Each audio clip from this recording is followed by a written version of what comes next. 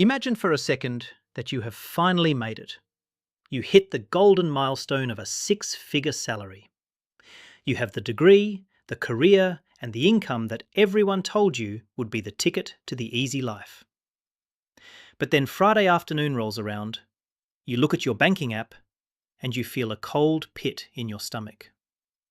You have $200 left to last you until next payday. You are earning $150,000 a year, yet you are effectively broke. This is not a failure of character, and it is not necessarily because you are buying too many lattes.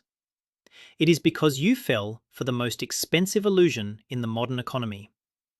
You let a bank tell you what you could afford.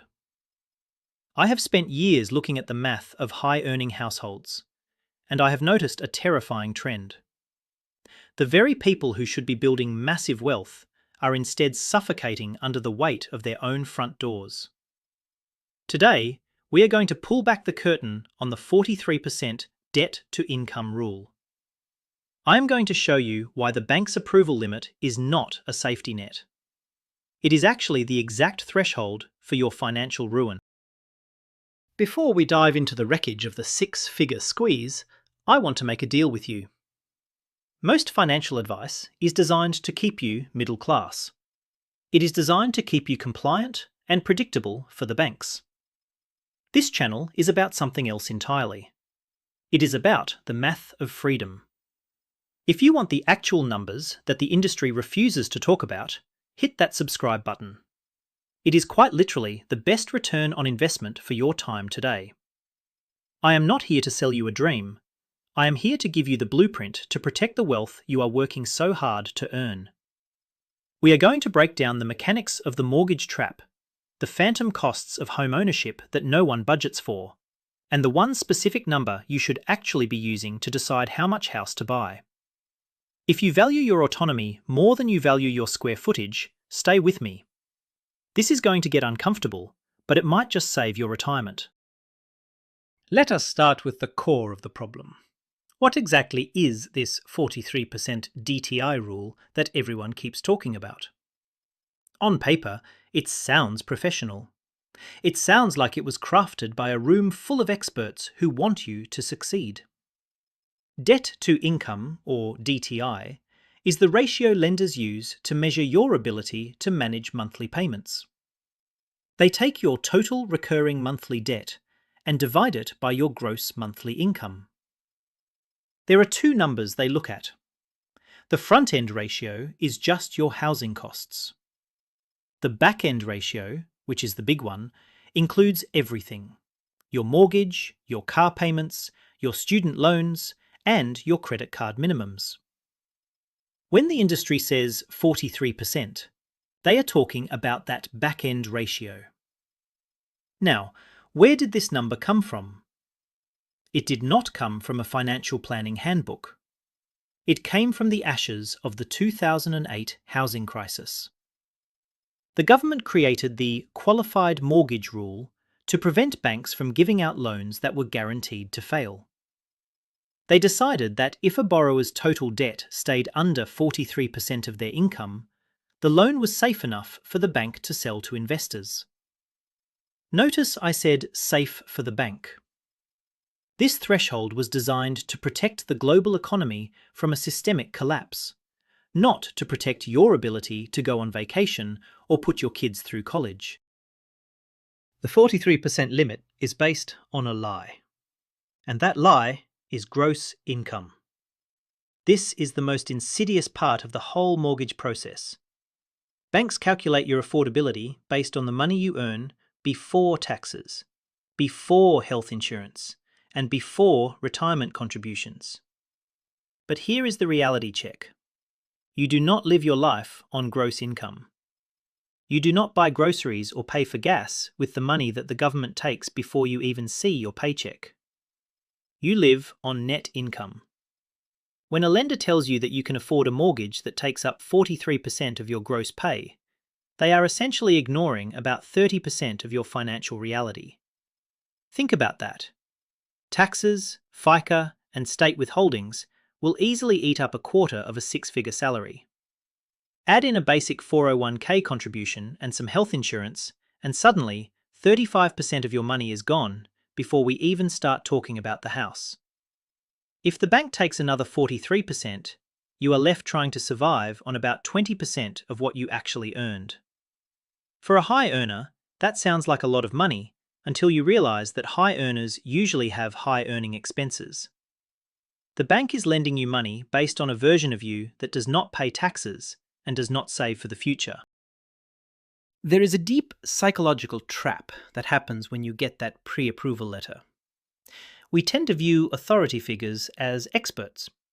When a bank, an institution with billions of dollars and sophisticated algorithms, hands you a piece of paper saying you are approved for an $800,000 loan, your brain interprets that as a stamp of approval. You think, if they say I can afford it, I must be able to afford it. They would not take the risk if it was dangerous, right? Wrong. The bank's risk is collateralized. If you cannot pay, they take the house. They have a massive physical asset to back up their gamble. Your risk, however, is your entire quality of life. The bank does not care if you have to eat ramen for 10 years to make the payment. They do not care if you can never afford to take a day off. As long as that 43% ratio is met, they have checked their compliance box. I have seen so many people walk into a home search with a budget of $500,000, only to get a pre-approval for $750,000 and immediately start looking at more expensive houses. They assume the bank has done the math for them. In reality, the bank has just told them exactly how much rope they are allowed to use to hang themselves. So how do we fix the lens? The first step in the Tom Talks Money protocol for home buying is simple. You have to stop looking at the pre-approval letter as a goal. It is not a target. It is a warning sign. Think of the 43% DTI limit like the red line on your car's tachometer. It is the point where the engine starts to blow up. You do not want to drive your car at the red line for 5 hours straight on a road trip. You want to stay in the comfortable cruising range. For a six-figure earner, the cruising range is nowhere near 43%. We need to redefine what affordability looks like by starting with your actual bank statements, not your W-2. We have to look at what remains after the world has taken its share. In a moment, I am going to run the actual numbers on a $150,000 household, and I want you to pay close attention to how quickly the math falls apart.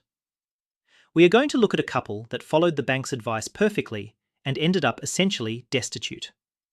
This is the six-figure squeeze, and it is more common than you think. But before we get to that, we need to address the systemic reason why we are all being pushed toward this limit. If you think the gross income math is bad, wait until you see what happens when the first utility bill hits. We are about to look at a real-world scenario that proves earning a high salary is no longer enough to protect you from the housing market's appetite. I am going to show you how a couple can earn more than 90% of the population and still feel like they are drowning. If you have ever felt like the numbers just do not add up, you are not crazy. The system is designed to keep you right on the edge of what you can tolerate. We are going to break down the exact dollar amounts, from the car payments to the student loans, to show you how that 43% limit creates a mathematical prison. If you want to know how to avoid this trap, you need to see the math of the squeeze first. Let us meet our hypothetical couple. We will call them the Millers. They are 32 years old, and they collectively earn $150,000 a year. In most parts of the country, that is an incredible income. It is double the national median. They feel successful.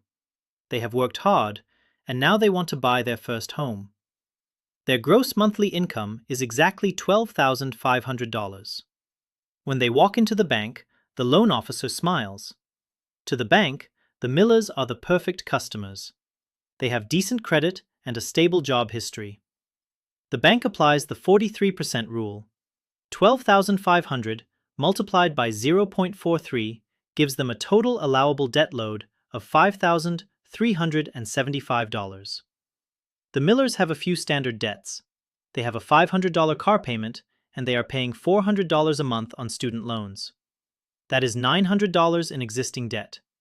The bank subtracts that $900 from the limit and tells the Millers they are approved for a monthly mortgage payment of $4,475. The Millers are ecstatic. They start looking at houses that cost $600,000 or more. They feel like they have finally arrived. Now, let us look at what happens when the first of the month actually arrives. We have to do the math that the bank ignored. We start with that $12,500 gross monthly income. First, the taxman comes. A household earning $150,000 will likely lose about 25% to federal, state, and FICA taxes. That is $3,125 gone immediately. Now we are down to $9,375. Next, we have health insurance. For a family plan through an employer, it is common to see $500 a month deducted for premiums. Now we are at $8,875. But the Millers are smart, right? They want to retire someday. They decide to contribute just 10% to their 401k. That is another $1,250. After these very basic, very responsible deductions, the Millers have an actual take-home pay of $7,625. This is their real world. This is the money they actually have to use. Now, let us apply the debts the bank said they could afford. We subtract the $4,475 mortgage and the $900 for the car and student loans. After the fixed costs are paid, this six-figure couple is left with exactly $2,250 for everything else. $2,250 sounds like a lot of money to someone earning $20 an hour. But for a family living in a $600,000 house, it is a recipe for disaster. That money has to cover groceries, which for a family can easily be $800 a month. It has to cover utilities like electricity, water, trash, and the internet. That is another $400. It has to cover gas for the cars, car insurance, and cell phone bills. We are already down to maybe $600 left. And we have not even mentioned childcare. If the Millers have one child in daycare, that alone could cost $1,500 a month. Suddenly, the math is not just tight, it is impossible. They are earning $150,000 a year, and they are literally $500 short every single month. They are not living the dream. They are walking a tightrope without a net. One unexpected trip to the emergency room, one blown transmission, or one leak in that expensive new roof will force them to put the balance on a high-interest credit card. This is how high earners end up with $20,000 in consumer debt despite having a great salary.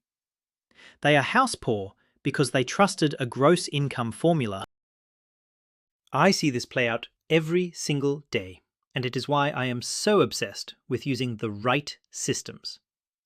If you want to avoid the Miller's fate, you need to see your own math before the bank does.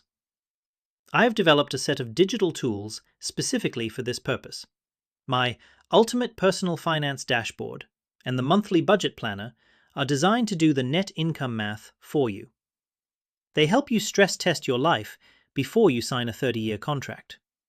These are the exact spreadsheets I use to run the numbers for this channel, and you can find the link to them in the description below. They are not just trackers, they are early warning systems. They allow you to plug in your real take-home pay, your real tax burden, and your real savings goals to see exactly how much house you can actually afford without sacrificing your soul. If you are serious about building wealth, you need a system that treats your money with more respect than the bank does. Go grab those templates and start building your own safety margin. Now, let us talk about the costs the bank conveniently forgot to mention in the DTI calculation. The 43% DTI ratio is already dangerous because it uses gross income, but it becomes actively destructive because it fails to account for the phantom costs of owning a home. When you are a renter, your rent is the maximum you will pay for housing in a given month. When you are a homeowner, your mortgage is the minimum. The bank's calculation for your payment includes principal, interest, taxes, and insurance. They call it PITI. But that is just the beginning. The biggest phantom cost is maintenance. A generally accepted rule is that you should budget between 1 and 4% of your home's value every year for repairs and upkeep. For a $500,000 home, that is $5,000 to $20,000 a year. That is roughly $400 to $1,600 every single month that the bank's DTI calculation completely ignores. When the HVAC system fails or the water heater explodes, the bank does not care. They already have their payment. If you are already at the top of your 43% limit, you have zero room in your budget for a new furnace. You are forced to borrow more money just to keep your house habitable. You are not building an asset, you are servicing a liability that keeps demanding more capital. It gets even more volatile when you look at taxes and insurance. When a bank calculates your PITI, they use the current rates. But those rates are not fixed. We are currently living through an unprecedented home insurance crisis. Inflation, rising construction costs, and climate-related disasters are causing premiums to skyrocket. In some states, insurance companies are pulling out entirely. If your insurance premium jumps by $1,200 a year, your monthly payment goes up by $100. If your local government reassesses your property value and your taxes go up, that is another $100. If you bought at your absolute maximum limit, these common increases can be the final nail in the coffin of your monthly budget. I have seen people lose their homes not because they lost their jobs, but because their escrow payments climbed faster than their raises. The bank's DTI is a snapshot in time, but your mortgage is a 30-year commitment in a world where costs only go up. You have to leave room for the escalation. If you do not, you are just one tax assessment away from a financial emergency. The bank does not build in a buffer for you. You have to build it for yourself. We have talked about the cash flow squeeze and the hidden costs. But we have not even touched the most devastating part of being house poor. This is the invisible cost that will haunt you for decades. I am talking about the massive loss of opportunity. When you give too much of your income to a bank, you are not just losing money today, you are losing the millions of dollars that money could have earned if it were invested instead. I am going to show you the math of the retirement starvation trap, and how a slightly too expensive house can actually cost you $1.4 million in future wealth. If you have ever wondered why some people retire early while others work until they are 70, the answer is usually found in their housing ratio. Let us look at what you are actually sacrificing when you sign that high DTI mortgage. Wealth is not about how much you earn, it is about how much you keep.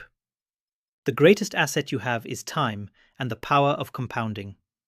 But when you are house poor, the first thing you cut is your future. Let us go back to our six-figure couple. Because they are struggling to pay for groceries and that new water heater, they decide to scale back their 401k contributions. They drop from 10% down to 3%, just enough to get their employer match. They tell themselves it is just temporary. They are freeing up about $1,000 a month in cash flow just to stay afloat. If they had taken that same $1,000 and invested it in a simple S&P 500 index fund with an average 8% return, over the 30-year life of their mortgage, that money would have grown to over $1.4 million. By choosing to live in a house at their maximum DTI limit, they did not just buy more square footage. They secretly sacrificed $1.4 million of their future independence. They traded their ability to retire early for a bigger kitchen island. This is the ultimate cost of being house poor. You are literally starving your future self to impress people today with a house you can barely afford to heat. Beyond the retirement math, there is the issue of the golden handcuffs. When your mortgage requires your exact six-figure salary to survive, you have lost your freedom to choose. You cannot take a lower-paying job that might be more fulfilling or less stressful. You cannot take a risk and start a business because you have zero margin for error. You are trapped in a career path you might hate because you have a debt obligation that never sleeps. I have spoken to so many high earners who feel like they are in a cage. They have the nice car and the big house, but they have no autonomy. They are one layoff away from total collapse. This vulnerability creates a constant state of low-grade anxiety. You are always looking over your shoulder, hoping the economy does not shift. When you live at 25% of your net income, you have power. You can walk away from a toxic boss. You can weather a 6-month job search. You can pivot your life. But when you live at 43% of your gross income, you belong to the bank. They own your time because they own your primary residence. True wealth is the ability to say no, and a massive mortgage is a giant 30-year yes to whatever your employer demands. There is a silent psychological toll that comes with being house poor on a high income. It is the shame of the wealthy debtor. When you earn $150,000 a year, society expects you to have it all together. Your friends and family assume you are loaded. They expect you to go on the group trips, to eat at the nice restaurants, and to live a life of comfort. No one expects the person making 6 figures to be worried about a $40 overdraft fee. This creates a devastating dissonance. You feel like a fraud. You feel like you are doing something wrong because you have this great salary but no money. This leads to isolation. You do not talk about your struggles because you are embarrassed. You think, how can I be broke on this much money? So instead of asking for help or downsizing, you use credit cards to fund the lifestyle people expect you to have. You double down on the trap to save face. I have seen marriages crumble under this pressure. Money is the leading cause of divorce, and the stress of a 6-figure squeeze is uniquely toxic because it turns your sanctuary, your home, into the source of your greatest anxiety. Every time a light is left on, it is a fight. Every time the property tax bill arrives, it is a crisis. So, what is the alternative? If the bank's 43% rule is a trap, what is the target? To build true wealth and keep your peace of mind, you have to reject gross income formulas and embrace the 25% net take-home pay rule. This is the gold standard of financial stability. It says that your total housing payment, including taxes, insurance, and HOA fees, should not exceed 25% of what actually hits your bank account every month. Let us look at the math for our $150,000 couple again. Their net take-home pay was $7,625. 25% of that is $1,906. That is their actual affordability limit. Now, I know what you are thinking. In many markets today, finding a house for $1,900 a month feels impossible. Prices have outpaced wages for years. But here is the hard truth. Just because the market is expensive does not mean the math changes. The math does not care about your local real estate trends. If you spend $4,000 on a house when your limit is $1,900, you are choosing to be house poor. You have 3 choices. You can save a massive down payment to lower the loan. You can move to a lower cost of living area. Or you can continue to rent and invest the difference until the numbers make sense. Choosing to ignore the math is choosing financial ruin. Before you ever talk to a loan officer, I want you to perform a simple stress test. This is how you prove to yourself what you can actually afford. If you are currently paying $2,000 in rent, and you are looking at a house that will cost you $3,500 a month, do not just assume you can handle the jump. Practice it. For the next 6 months, continue paying your $2,000 rent, but immediately take that extra $1,500 and put it into a separate savings account. Do not touch it. While you are at it, add another $400 for a simulated maintenance fund. Live your life on what is left. If, after 6 months, you are stressed, if you are dipping into that savings account to buy groceries, or if you feel like you cannot breathe, then you cannot afford the house. It is that simple. This exercise forces you to feel the reality of the 43% DTI ratio before you are legally bound to it. Most people do not realize how tight their budget is until it is too late. By stress testing now, you are making an informed decision based on experience, not a banker's spreadsheet. You are taking control of the narrative. If you are the kind of person who appreciates this level of deep dive mathematical reality, I want to invite you to become an official part of this channel. Click the join button below to become one of the optimizers. Our members get priority replies to their comments, custom badges, and exclusive access to the behind-the-scenes math I use for these videos. It is a way to support the mission of providing honest, data-driven financial education in a world of hype. We are building a community of people who value math over status, and I would love to have you in there. If you are serious about escaping the six-figure squeeze and building a life of true autonomy, hit that join button and let us get to work. Now, let us wrap this up with the most important lesson of all. The core of the DTI illusion is the false belief that the bank is on your side. They are not. A bank is a business, and their product is debt. They do not act as your financial advisor, and they do not have a fiduciary duty to make sure you can retire. Their goal is to sell you as much of their product as the law allows. Earning a six-figure salary is an incredible opportunity. It is a tool that can be used to build a fortress of financial security for your family. But if you hand that tool over to a mortgage servicer because you trusted an archaic, gross income-based lending metric, you are stripping yourself of all your power. True financial literacy is about looking the loan officer in the eye, taking that $800,000 pre-approval letter and putting it in the shredder. It is about building a life based on the reality of your net income, not the fantasy of your gross pay. I want to hear from you in the comments. Have you ever felt the pressure of being house poor despite a high income? What is the one cost you wish you had known about before buying? Let us get some data in the comments so we can all learn from each other. Remember, the goal is not to have the biggest house on the block. The goal is to own your time. I am Tom, and this is Tom Talks Money.